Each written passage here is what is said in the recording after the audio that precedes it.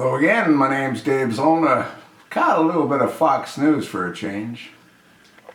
And they had Lieutenant Colonel Scott Peterson on.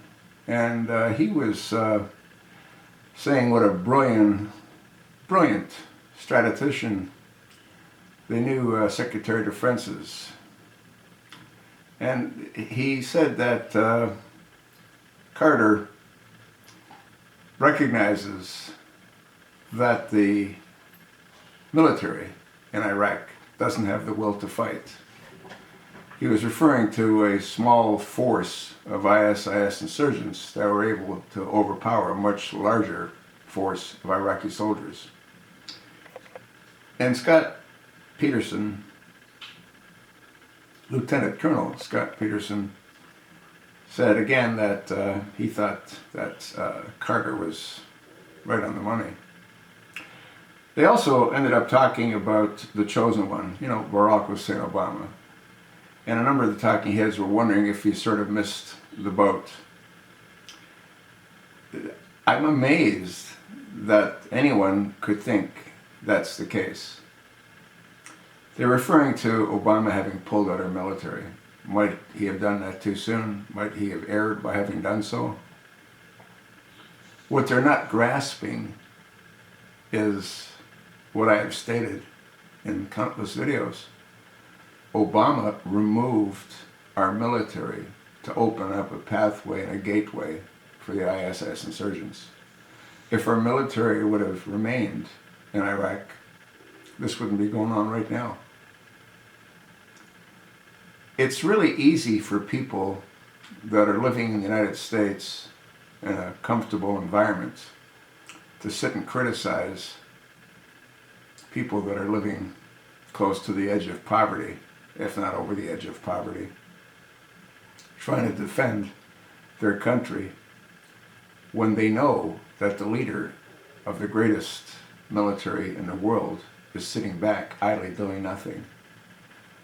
They know that the bombing sorties of the F-18s are ineffective, intentionally.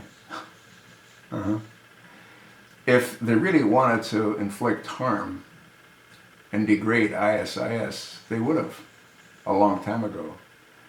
They know where the headquarters for ISIS is in Iraq. Why isn't that city obliterated? Why aren't forward air controllers calling in airstrikes? Obama wants what ISIS wants. And what amazes me is that these talking heads, they sit there and they wonder if Obama has miscalculated. Or is it possible that Obama wasn't given the right information to make the correct decisions? Let me ask you a question. You've got a community organizer that has zero military experience. We've got a community organizer that went ahead and decimated our military by getting rid of the top brass that wasn't in line with what he wants to accomplish. You've got guys like General Dempsey, who's a lapdog for the chosen one. So how is it that you've got someone like Lieutenant Colonel Peters who sits there and makes the comments that he makes? He's not in Iraq. He doesn't know what the people in Iraq go through. The other thing people need to take into consideration is if 10 or 15% of Muslims, and we know that that number is probably low, are radical extremist Muslims. If you've got an Iraq military with 100,000 trained soldiers, wouldn't it be fair to assume that a percentage of them, 1,500, 15,000, are also loyal to Islam? You know, that peaceful, loving religion, the one that Hillary Rodham Clinton referred to when she was lying to the American people in the Rose Garden with that crack-smoking Islamic extremist homosexual standing beside her. You know, guy with the floppy ears. When are people going to wake up and stop pretending that Obama has the interests of Americans in front of interests of the Islamic extremists? Because he doesn't. Obama is a radical, extremist, Islamic, homosexual, Muslim Arab. Obama is the Manchurian candidate. He was created by King Abdullah, by Frank Marshall Davis, and Bill Ayers' father. He was created to destroy America from within. And that's exactly what he's doing. You can't show me one thing that this Manchurian candidate has done that benefits the American people. There's not one thing that he's done. You not find that somewhat strange? Huh? The people think that he's considerate of them at the bottom end of the food chain by continuing to provide extensive welfare.